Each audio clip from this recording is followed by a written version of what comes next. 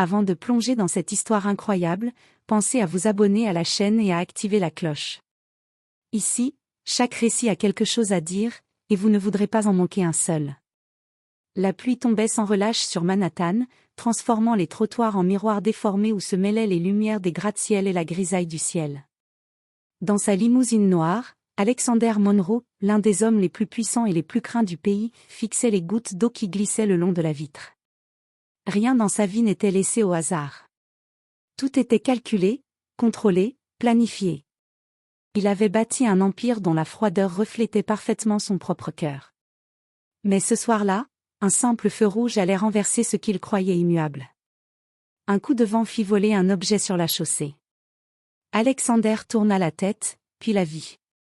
Une jeune femme, trempée jusqu'aux os, agenouillée dans une flaque d'eau, tentait désespérément de ramasser des feuilles détrempées, des dessins ruinés, un petit cadre brisé qu'elle pressait contre sa poitrine comme s'il était précieux. Elle était seule. Invisible pour une ville trop pressée pour s'arrêter. Les passants marchaient autour d'elle, lévitant comme un débris sur le trottoir. L'éclat d'un éclair illumina son visage, des yeux cernés mais pleins d'une force bouleversante, des mèches humides collées contre ses joues, et une fragilité si profonde qu'elle semblait presque irréelle. « Continuez », ordonna Alexander d'un ton sec. Mais pour la première fois, le chauffeur hésita. « Monsieur, je crois qu'elle pleure. » Ce simple mot fit vibrer quelque chose en Alexander. Un sentiment qu'il ne connaissait plus. La compassion, ou peut-être la mémoire d'une douleur ancienne qu'il s'efforçait d'oublier. Sans dire un mot, il ouvrit la porte. La pluie glacée le frappa immédiatement, collant sa chemise contre sa peau. Pourtant, il avançait, impassible, comme attiré malgré lui. La jeune femme releva brusquement la tête, surprise. Elle recula, effrayée de voir un homme aussi impeccablement vêtu s'approcher d'elle sous une tempête.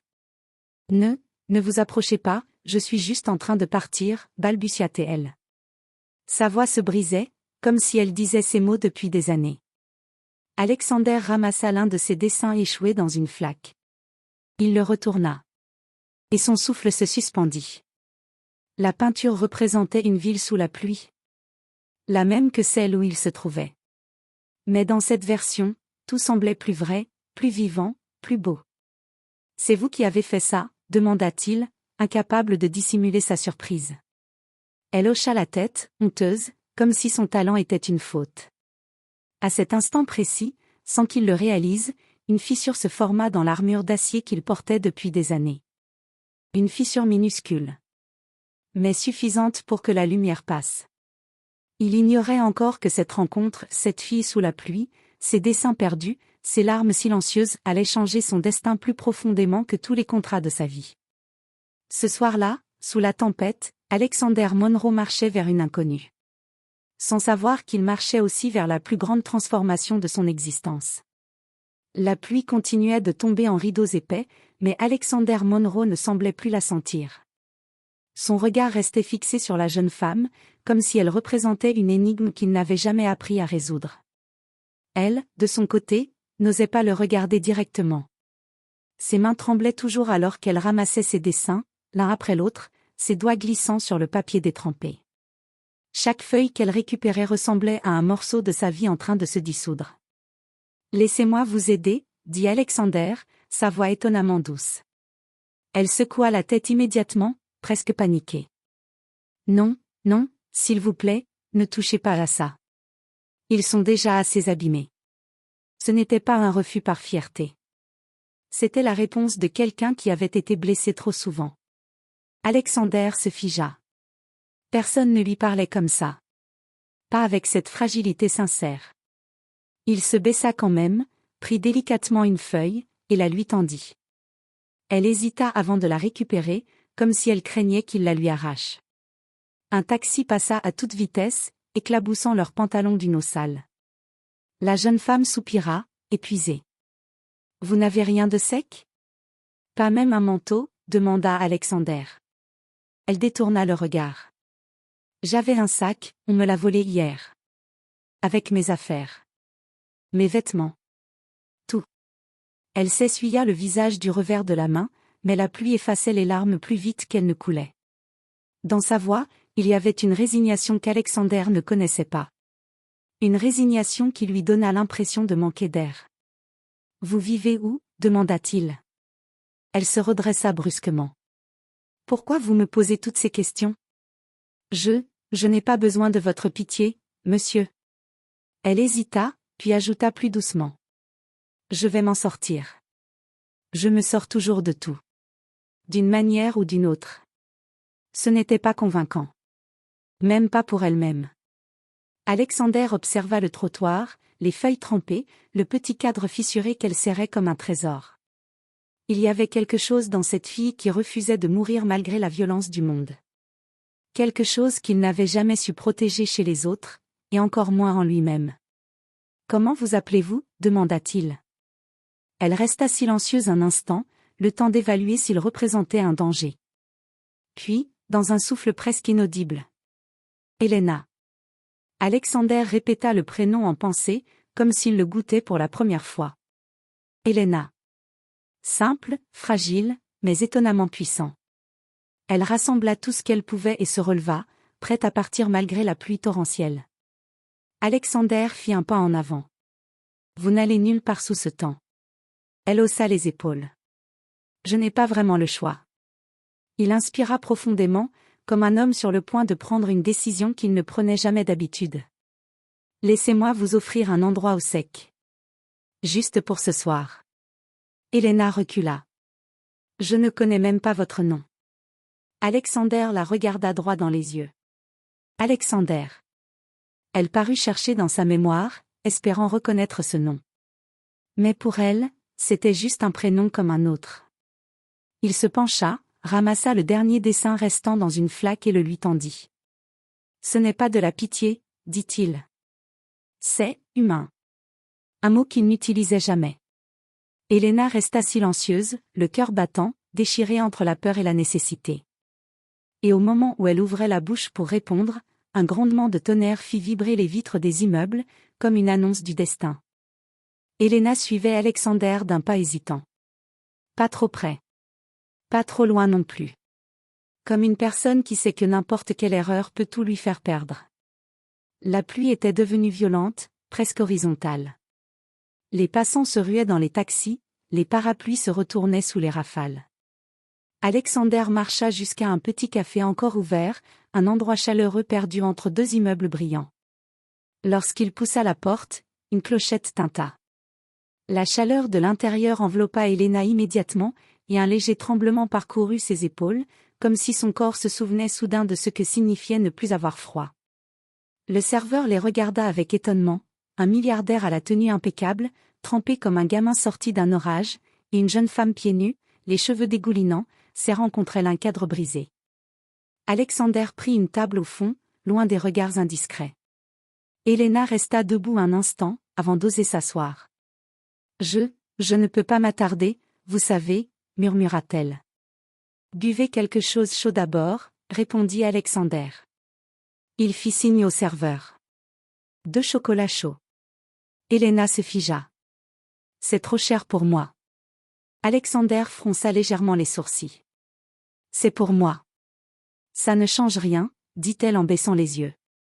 Je ne veux rien devoir à personne. Ce mot frappa Alexander comme un écho de son propre passé. Devoir. La dette. La peur de devoir rendre quelque chose, ou quelqu'un. Il s'assit plus doucement, comme s'il craignait de la brusquer. Vous ne me devez rien. Ni maintenant, ni jamais. Le serveur déposa les chocolats chauds. La vapeur monta, caressant le visage d'Elena. Elle posa ses mains autour de la tasse comme si elle tenait une pierre précieuse. Alexander prit un moment pour l'observer. Pas avec désir. Pas avec curiosité. Avec un mélange étrange d'admiration et d'inquiétude. « Vous étudiez l'art » demanda-t-il enfin. Elena hocha la tête. « J'étudiais, jusqu'à ce qu'on me coupe ma bourse. L'université m'a expulsé la semaine dernière. Et hier, j'ai perdu mon logement. Les peintures que vous avez vues, c'est tout ce qu'il me restait. » Sa voix se serra à la fin de la phrase. Alexander sentit quelque chose se casser en lui. Elle continua. « Je n'ai pas de famille. Pas d'amis proches. Je faisais des petits boulots pour payer ce que je pouvais. Je peignais la nuit, mais une nuit, j'ai fermé les yeux trop longtemps, et le propriétaire m'a dit que je devais partir. Elle pinça les lèvres, cherchant à retenir l'émotion. Alors voilà. Je suis ici. Avec de la pluie sur mes dessins, et rien d'autre. Alexander ne trouva pas immédiatement les mots. Dans ce café, entouré d'odeurs de café et de pâtisserie, il réalisa quelque chose qu'il n'avait jamais admis. Il ne savait rien de la vraie fragilité humaine. Rien des luttes que vivent ceux qui n'ont pas d'empire pour les protéger. Vous méritez mieux que ce que la vie vous a donné, dit-il doucement. Elena esquissa un sourire amer. Tout le monde mérite mieux. Mais on ne nous le donne pas. Ce fut là que l'idée germa en lui. Une idée impulsive. Une idée qu'un homme comme lui ne devrait jamais avoir. Elena, je veux acheter une de vos peintures. Elle manqua de renverser sa tasse. À acheter? Mais je n'ai plus rien. Et même si j'en faisais une autre, je ne pourrais pas vous la vendre. Je n'ai plus d'endroit pour peindre. Alexander posa calmement ses mains sur la table. Alors je vous en commande une. Elle le fixa, incrédule. Pourquoi? Un silence. Long. Sincère. Parce que votre art a une profondeur que j'ai rarement vue. Parce que vos dessins ont quelque chose que l'argent ne peut pas acheter. Et parce que je pense que vous méritez une chance. Elena secoua la tête, les yeux brillants de confusion. Personne ne m'a jamais aidé gratuitement. Alexander plongea son regard dans le sien. Alors laissez-moi être le premier. À cet instant, le monde sembla s'arrêter pour elle. Elle regarda ses mains tremblantes autour de la tasse, puis le milliardaire trempé en face d'elle. Et pour la première fois depuis longtemps, elle sentit une minuscule étincelle d'espoir. Après le café, Alexander proposa de raccompagner Elena quelque part où elle serait en sécurité. Elle hésita longtemps. Très longtemps. Chaque fibre de son corps lui disait de refuser. La vie lui avait appris à se méfier de tout ce qui semblait trop simple, trop gentil, trop beau. Mais la pluie avait cessé de tomber, remplacée par un froid tranchant qui pénétrait jusqu'aux os. Alors, d'une voix presque éteinte, elle murmura. D'accord, juste pour cette nuit. Alexander acquiesça sans un mot. Il n'afficha ni satisfaction, ni insistance. Juste du respect. Dans la limousine. Elena entra dans le véhicule avec précaution, comme si elle avait peur de salir quoi que ce soit. Lorsqu'elle s'assit, ses doigts caressèrent distraitement le petit cadre fissuré qu'elle n'avait jamais lâché. Alexander remarqua son geste. Ce cadre, il compte pour vous? Elle baissa la tête. C'est la seule photo que j'ai, de ma mère.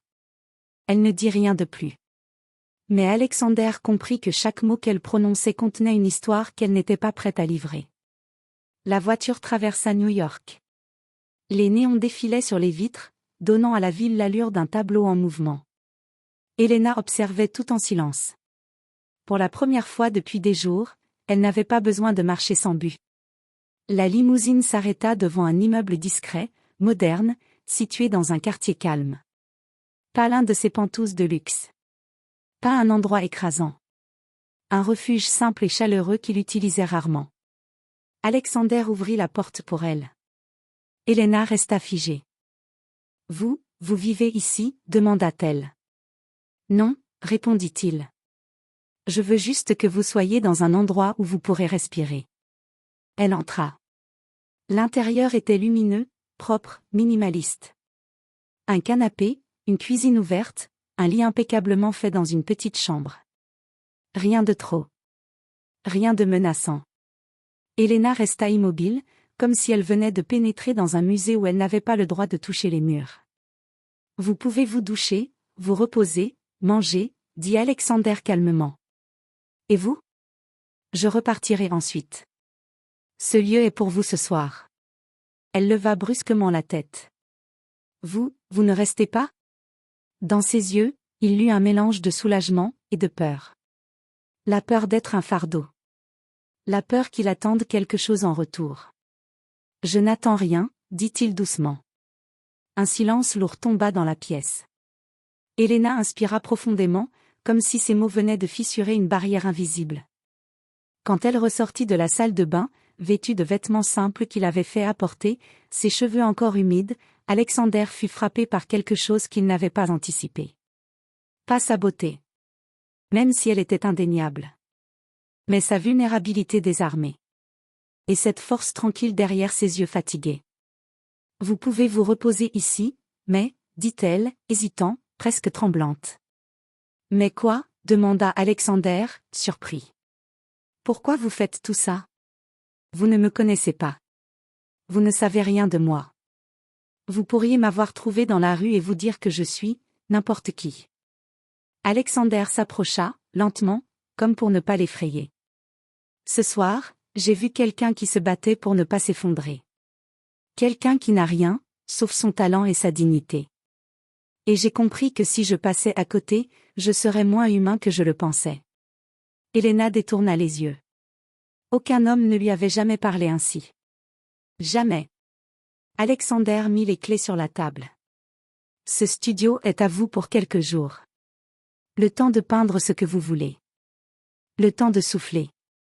Je vous paierai la toile selon votre prix, pas le mien. Elena écarquilla les yeux.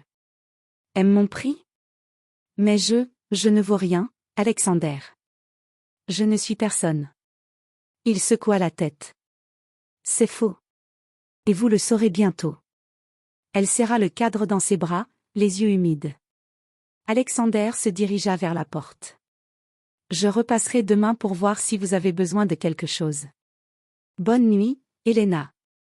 Elle l'appela au moment où il tournait la poignée. Alexander? Il se retourna. Elle le regardait avec une sincérité désarmante. Merci, de ne pas m'avoir laissé sous la pluie. Alexander sentit quelque chose se briser doucement en lui. Un mur dont il ignorait l'existence. Puis il partit. Et Elena resta seule dans le calme du studio, sans savoir que cette nuit serait le début de quelque chose qui allait bouleverser leur deux vies. Le soleil se leva timidement sur la ville. Dans le petit studio, les rayons traversaient la fenêtre et illuminaient un spectacle silencieux. Elena, assise sur le sol, le cadre photo posé à côté d'elle, et une toile blanche devant elle. Elle n'avait pas dormi. Pas une minute. Toute la nuit, elle avait hésité, tremblé, respiré par à-coups. Pouvoir peindre à nouveau lui semblait irréel. Inaccessible. Comme un rêve qu'elle n'avait plus osé faire. Puis, au milieu du silence, elle avait ouvert le petit cadre. La photo à l'intérieur était légèrement déchirée, abîmée par le temps. Une femme y souriait, tenant une petite Elena dans ses bras. « Maman, si tu pouvais voir tout ça, » murmura-t-elle. Ses doigts glissèrent sur la photo, cherchant la chaleur que la mémoire ne pouvait plus lui donner.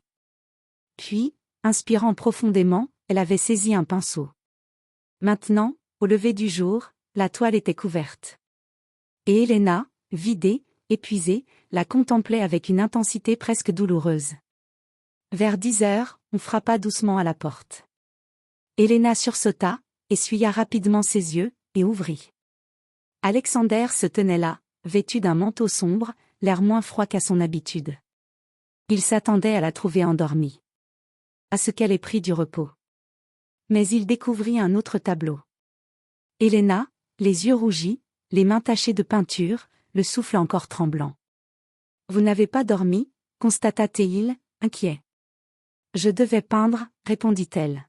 « J'avais peur, que si j'attendais, tout disparaisse. » Elle s'effaça pour le laisser entrer. Alexander s'avança, les yeux immédiatement attirés par la toile au centre de la pièce. Il se figea. Ce n'était pas une simple peinture. C'était un monde entier. Un cri silencieux. La ville sous la pluie, exactement comme la veille. Mais pas telle qu'Alexander l'avait vue. Telle qu'Elena l'avait vécue. Dans la scène, deux silhouettes. Une jeune femme à genoux, les mains sur des dessins détrempés. Et un homme, sous la pluie, tendant la main. Mais ce n'était pas un geste de pitié. C'était un pont. Un symbole. La lumière tombait sur eux comme si, dans cette immensité froide, ils étaient les deux seules âmes encore capables de chaleur. Alexander sentit un frisson parcourir son dos. Ce n'était pas un tableau. C'était une émotion. Brute. Vraie. Elena, murmura-t-il. C'est extraordinairement puissant. Elle rougit, secoua la tête. Je ne sais pas. Je ne sais jamais si c'est bien. Je peins juste ce que je ressens. Alexander approcha, les yeux fixés sur chaque détail. Ce n'est pas bien, Elena. C'est réel. Vous avez capté quelque chose que je ne pensais plus possible. Elle inspira profondément. Puis, comme portée par une impulsion qu'elle ne comprenait pas elle-même, elle dit. Ce n'est pas seulement la pluie que j'ai peinte. Alexander se tourna vers elle. Alors quoi? Demanda-t-il doucement. Elle serra ses doigts l'un contre l'autre, nerveuse. Ce moment, où quelqu'un m'a enfin tendu la main sans attendre quelque chose en retour. Je n'avais jamais connu ça. Pas une seule fois. Ses yeux se remplirent de larmes qu'elle tenta de retenir. Vous avez changé quelque chose en moi, Alexander. Je ne sais pas ce que c'est encore, mais j'avais besoin que cette toile existe pour ne pas l'oublier. Alexander resta silencieux. Ces mots le frappèrent au cœur. Lui, l'homme qui vivait dans une tour d'acier et d'ego, se retrouvait ébranlé par une simple phrase. Il s'approcha d'elle. Pas trop près. Juste assez pour qu'elle comprenne qu'il l'écoutait vraiment. Elena, dit-il d'une voix plus douce qu'il ne croyait en avoir, hier soir, vous avez changé quelque chose en moi aussi. Elle leva les yeux, surprise. J'ai passé ma vie à tout contrôler. À tout calculer. À ne laisser rien ni personne m'atteindre. Et puis, je vous ai vu sous la pluie. Il prit une légère inspiration. Pour la première fois depuis des années, j'ai senti que je n'étais pas aussi seule que je le pensais. Elena porta une main à sa bouche, bouleversée. Alexander détourna brièvement le regard, comme s'il hésitait, puis se lança. Elena, je voudrais que vous travailliez pour moi. Pas comme employée. Comme artiste. Elle cligna des yeux, incrédule. Comme artiste? Mais, je n'ai rien prouvé. Vous venez de le faire, répondit Alexander en désignant la toile. Et j'aimerais financer votre matériel, votre atelier, tout ce dont vous avez besoin, pour créer. Elena recula d'un pas, bouleversée. Pourquoi moi? Pourquoi autant? Alexander s'avança, cette fois sans détourner les yeux. Parce que je crois en ce que vous êtes. Pas en ce que vous avez vécu. Et parce que, je veux découvrir ce que vous pourriez devenir, si personne ne vous brisait plus jamais. Une larme glissa sur la joue d'Elena. Je ne sais pas quoi dire. Alors ne dites rien, murmura-t-il. Laissez-moi juste vous aider. Un silence rempli d'émotion les enveloppa. Le genre de silence qui précède un tournant irréversible. Elena hocha doucement la tête. Une acceptation fragile. Une confiance naissante. Et Alexander, en croisant son regard, sut une chose. La rencontre sous la pluie n'était pas le hasard, mais le début d'un lien qui allait bouleverser leurs deux destins.